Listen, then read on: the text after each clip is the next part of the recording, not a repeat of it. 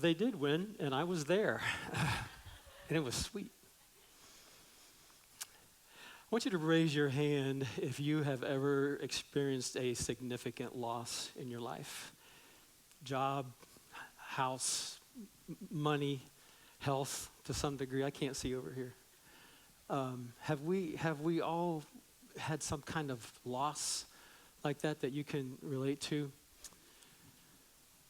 And sometimes those losses are heart crushing. The ones that just jolt us and stun us and take life out of us. Well, scriptures speak to that, and I want to share it with you today, but it's going to come across probably not as you expect it, because the scriptures don't have things like articles on 3 critical steps to recover from loss or how to avoid loss. They don't do it like that. The scriptures go deeper, and the scriptures today that we look at are going to be talking about a healthy perspective on loss and a godly, spiritual way to look at loss that happens in our life. And so to start with, I'm going to ask you if you would clench your fist and keep your fist clenched while I talk to you for a little while. You're going to be tempted to let go, but I want it to hurt. I want you to work at holding that thing tight, because I'm going to tell you a little bit about a loss in my life. I have 3 daughters. And overly protective father. And so whenever somebody wanted to date one of my daughters, they had to come to my house and they had to meet me. And we had what my daughters called the Inquisition. And then I would give them this little speech that my daughters called the Precious Cargo speech. And so I would meet with this young man and talk with him and find out a little bit about him. And then I would go into the Precious Cargo speech, which consisted of something like this. I would say, listen, you have no idea how much I love and adore that girl that you are putting in your car. You think you know how much I love her. You don't know how much I love her. So if anything were to happen to her, if she were to be harmed in any way whatsoever, I would have a really hard time getting over that. I would have a really hard time with you getting over that. I know that's not Christian, but that's, I was honest. And I said, I would rather you come into my home and burn it down than hurt this girl. I would rather you steal everything I own than hurt this girl. So when she's with you, don't be stupid, don't be showing off, don't do the wrong thing, because you have with you my precious cargo. Man, I felt like I gave it to you. Everybody's like, whoa. The first time that happened, by the way, my daughter Mandy told me this. I don't remember it. I was working at remodeling a bathroom, which is a joke that I would try to do that, but I did. And he came into the bathroom, and I'm holding a hammer in my hand. And she said, the whole time you were talking, Dad, you were waving that hammer at me. And I don't know if that's true or not. It was unintentional, but it probably had the impact that I was looking for. So, are you still holding your fist? Okay, keep it tight. Keep it tight. Well, what was even harder was when those 3 girls all got married. And I stood at a different place than I usually stand at weddings. And I was asked, who gives this woman to be married to this man? And I had asked that question many, many times and never even thought about it. And I've asked it many times since, and it's a whole different perspective since I was there. That was hard. It was really, really hard.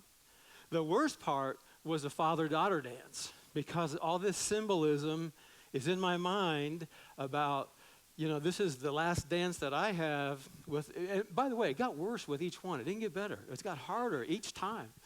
And so here's the last dance, and then the symbolism is that now here's the new guy in her life and the husband.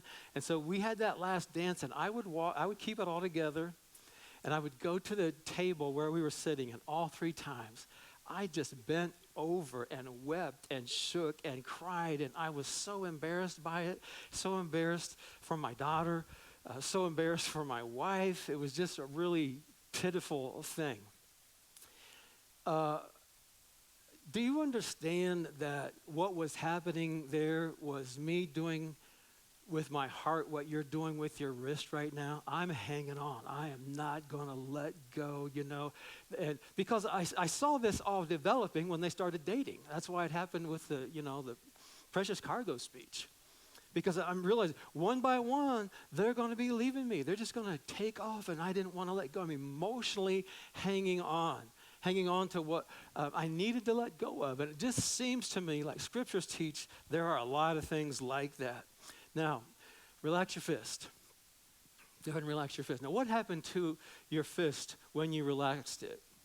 Did your hand go like that? Did your hand open up? Yeah, this is our natural position. This is the way God created our hands to be, open. When you're asleep, your hands are open. When you're resting, your hands are open. When you're relaxed, it's the most natural position for us to have our hands open like that. When we hold on like this, it's drained. Some of you quit because it got uncomfortable, didn't you? Some of you quit. I know that because I was practicing, seeing how long I could talk you into doing this. It gets uncomfortable, and so you just, because it's hard. And it's like that with the heart, too. It's like that with so many things that we hang on to them, we cling to them, and it becomes hard, it becomes difficult because it's not natural for us to hold on to stuff.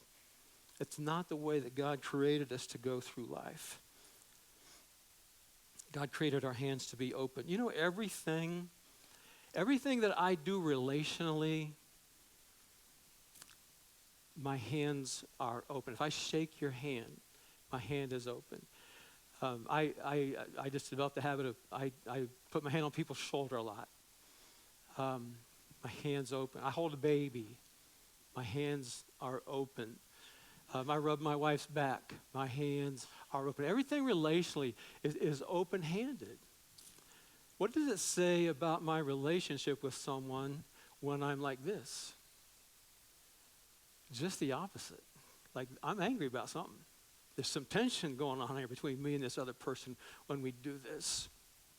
The fist is closed up. It sends a different message. This means I'm going to hurt you.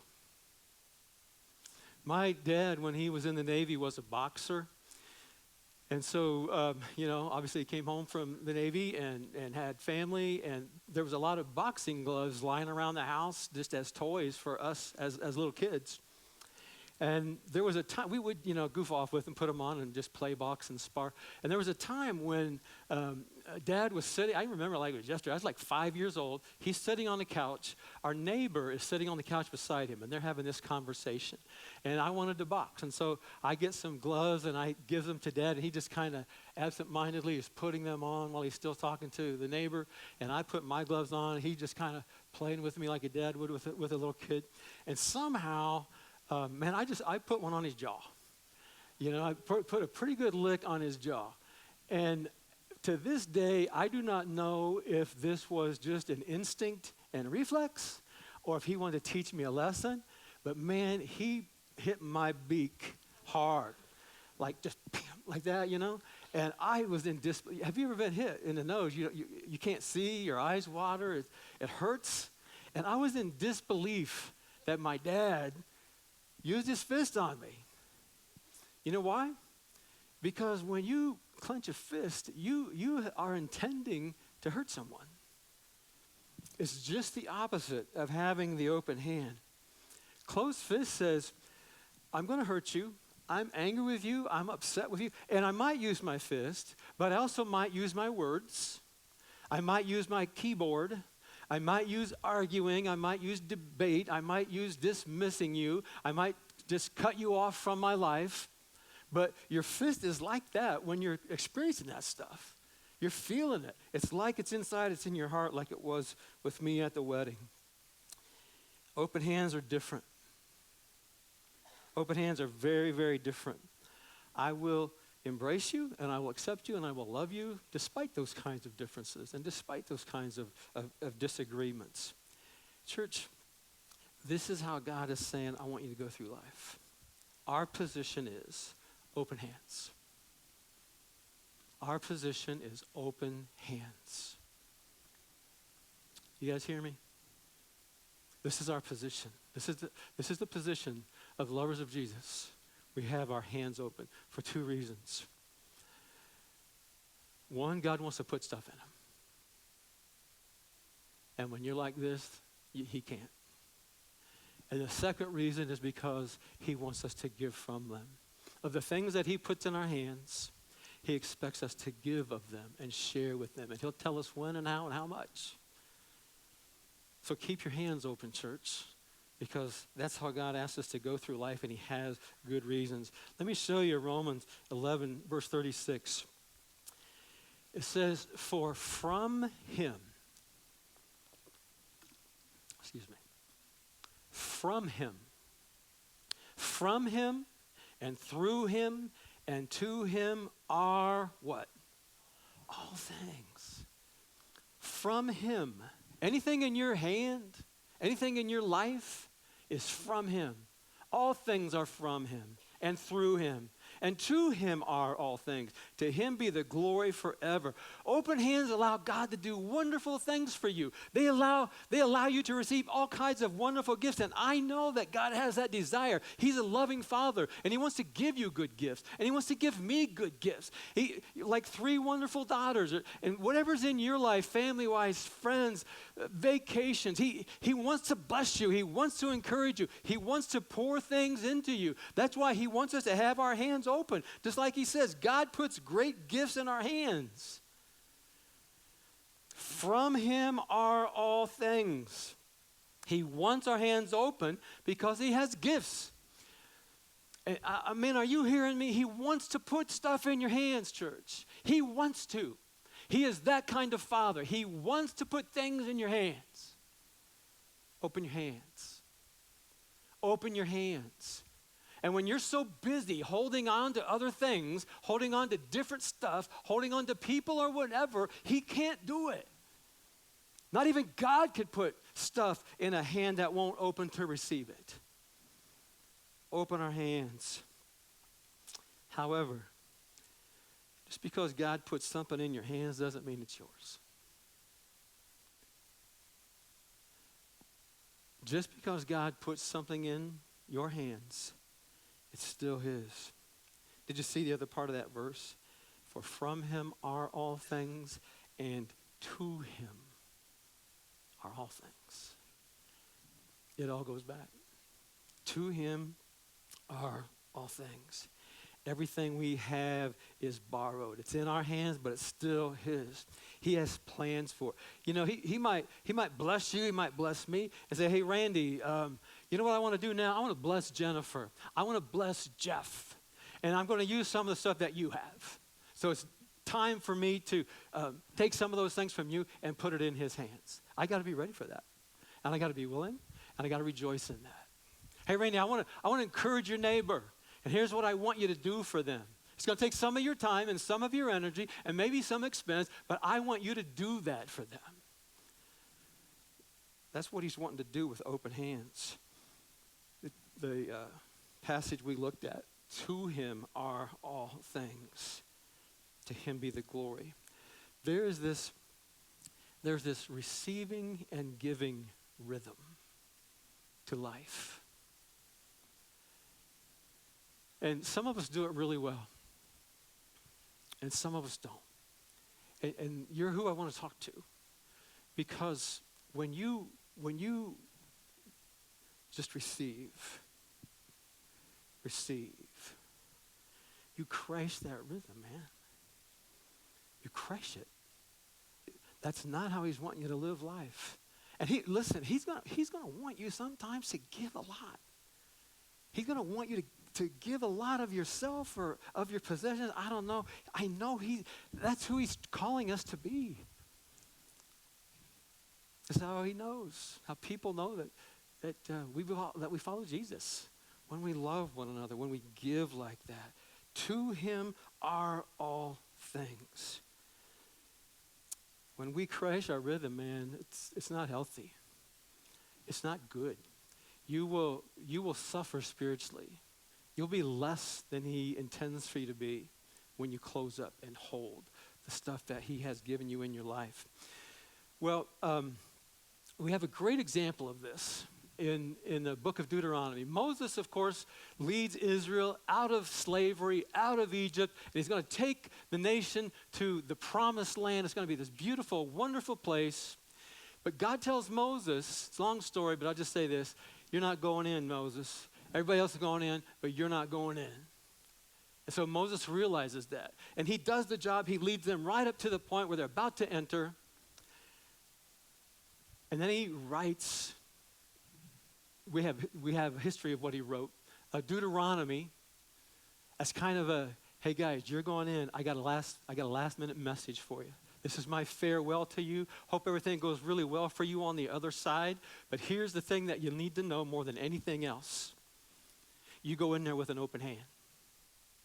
Go in there with an open hand.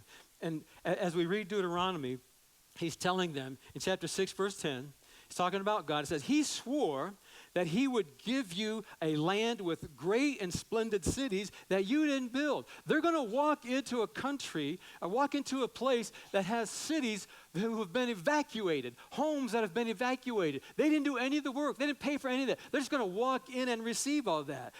Splendid cities that you didn't build. Verse 11, houses full of every good thing with which you did not fill them. He's just going to drop it in their hands. Nice furniture, whatever they need is going to be there. Wells that you did not dig.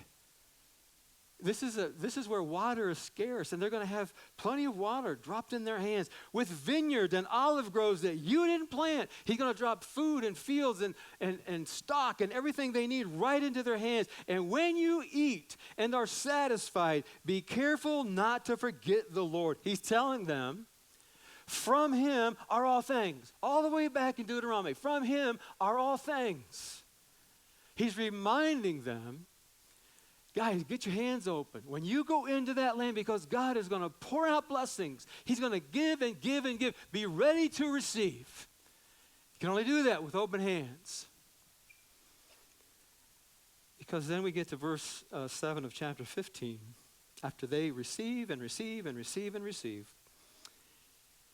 Moses says, if there is among you anyone in need, a member of your community in any of your towns within the land that the Lord your God is giving you, do not be hard-hearted or tight-fisted. Oops. Moses said, don't you dare tighten up on what you have. Don't you dare tighten up on what you have. Do not be tight-fisted. Rather, open your hand. Open your hand, church. Willingly lending enough to meet the need, whatever it may be. Look at verse 10. Give liberally and be ungrudging when you give. For on this account, the Lord your God will bless you in all your work and in all that you undertake. God can't fill a closed hand is what he's telling him. Make sure your hands stay open. Don't be tight-fisted. There's two ways of doing life. You can be tight-fisted, and you can hoard, and you can keep, and you don't give, and you don't tithe, and you don't help, and you let people just suffer, and it's not your problem, and you're just trying to take care of you and make sure that you got all of your needs met, and sometimes even after your needs are met, you're going to take in more and more, just hang on to it, hang on to it, hang on to it, hang on to it, close up.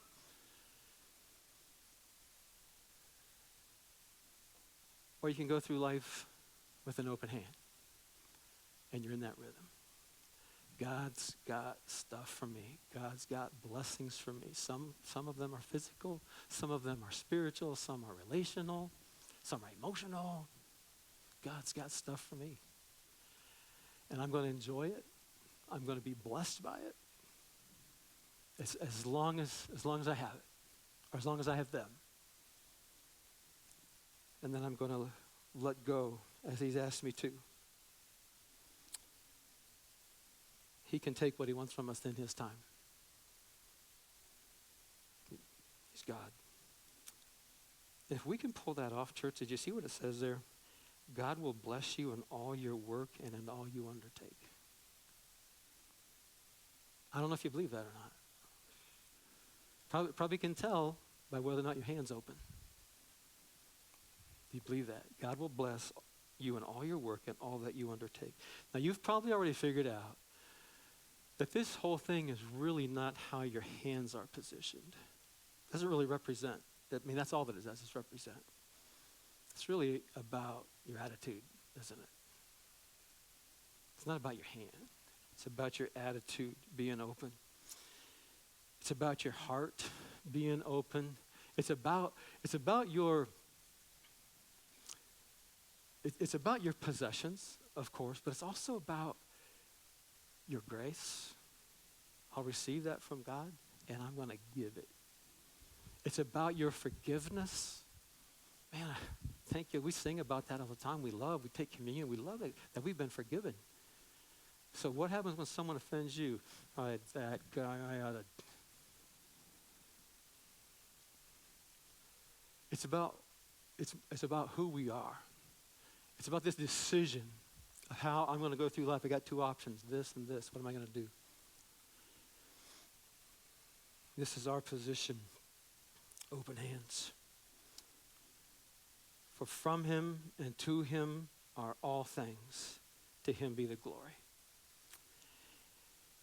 We really value at this church, we really value open hands.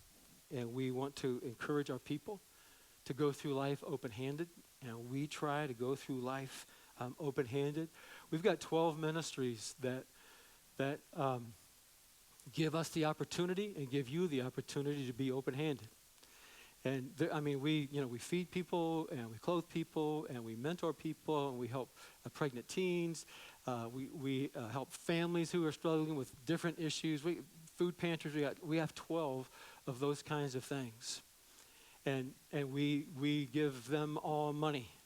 You give them all money, but we also give them people, and many of you are involved in those ministries, and it just tells me so much about your open hand, and I'm really proud of this church because just last month, one of the places that we go and serve. And we buy groceries for, and then we cook, and then we serve, and then we clean up. Anywhere from like maybe 30 up to 70 people who are just struggling in life. Some are homeless, some have poverty for different reasons. And we picked up another night. There was another night that they needed help, and we picked up another night. And I put the word out, and 15 of you said, "Yeah, let's do this." I just love that. That's this. I'm going to give of my heart. I'm going to give of my physical work. I'm going to give of my finance. I'm going to help. And then last month also, maybe you were here when Mandy Morose was here, and she has started a ministry to help pregnant teenagers, pregnant high school kids. And it's a great need in our area. And she asked for help, and 19 of you said, "Yeah, I'll help you with that. I can do that. I can help mentor. I can watch babies. I can encourage." That's what he's calling us to do. As Chad said in John 13:35, "By this everyone will know that you are my disciples if you love one another." This is our position. If that's not you, let's fix that. Let's fix that. Open up. Open up your hands and open up your heart and give of your time and your possessions and yourself and your energy. Open up. You know what God said will happen? He'll bless you. He'll bless you all your work. Be successful in all of those kinds of things that you do. Did you notice that when we were reading that Deuteronomy passage in verse 10, Moses said, "Give liberally and be ungrudging. On this account, the Lord your God will bless you." Give liberally and be ungrudging. When you open your hand, open it wide. Open it wide, not this. Open it wide. Receive what he has and give what he has when he calls you to do that. Don't be stingy. Don't cheap out. Have you ever bought a bag of potato chips and it's really taut and full and you can't wait to get in there and you open it up and it was a bag of air with like 6 chips in the bottom of it? Don't you feel like taken advantage of? Yeah, like this is not what this should be. You know, same with a box of Cheerios. Remember when they used to be this big and now they're like this wide and you get like a bowl and a half out of them? That doesn't feel good. So hey, church, listen. I'm hoping you're inspired to open your hands. And when you do that, give above and beyond what God's calling you to do. Serve above and beyond what God's calling you to do. Don't just, all right, I can help on Tuesdays for half an hour. Give. Open your hands and watch what God will do. You will be changed. This is revolutionary. This changes your heart. This changes who you are. This opens up your spirit when you open your hands. Ironically, the only thing that counts, the only thing that you will keep for eternity is what you give away. Do you understand that? That's the only thing. All this stuff you're hanging on to here, just going to vanish. One day, I promise you, all of it will be gone. All of it. Nobody's in a casket hanging on. 100%. 100% of what you have will no longer be in your hand at some point. And let God decide what to do and when.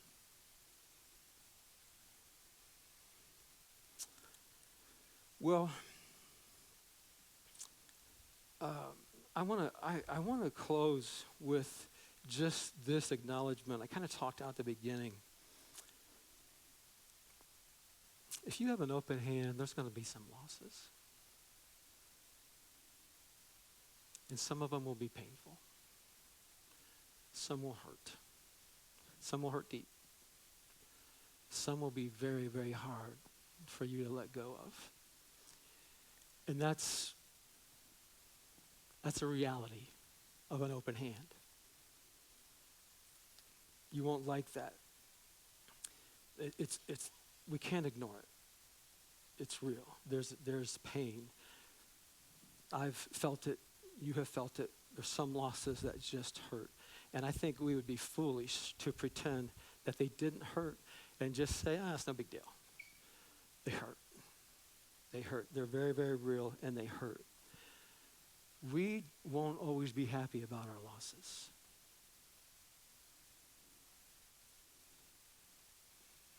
We'll struggle. There'll be some hard emotions that show up when we're in the middle of those losses. Some of our dreams will die, and some of our plans will just kind of crumble. People that we love will die. That's going to happen. Jobs are lost. Health does disappear, and maybe just partially, whatever, some injury that changes the way we live life. Those things are going to happen. We suffer losses. And you don't have to pretend that all is well. You don't have to pretend that. You don't have to act like, you know what, I'm just going to praise Jesus. And you don't have to do that. You need to be real with those losses. That's what comes with an open hand. Don't try to feel nothing and move on. I'm suggesting that despite the pain, our losses can be redeemed.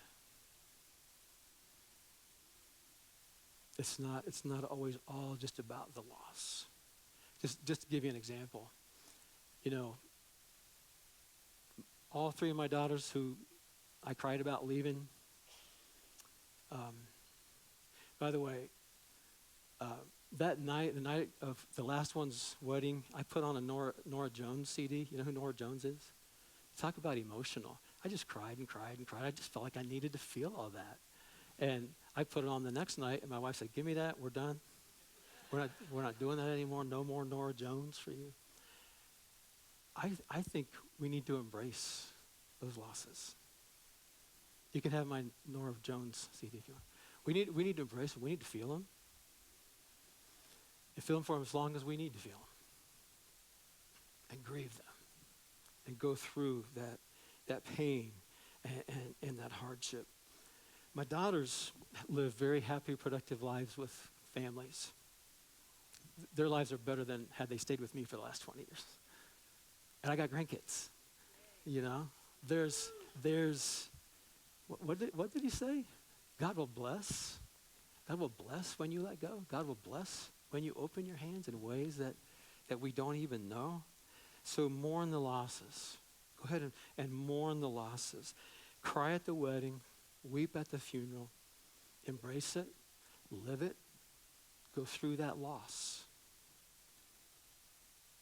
And then when you're ready, not when someone else tells you you're ready, when you're ready, you get up and you wash off your face and you trust that God's plan is better than your plan. Am I talking to you? God's plan is better than your plan. And moving forward with some losses can still be a good and wonderful thing. He has the idea that he knows more than you, and he does. He knows what you need in your hand and what it's time to take out of your hand. So you embrace that life that's in front of you. You live that life that's in front of you. You open your hand.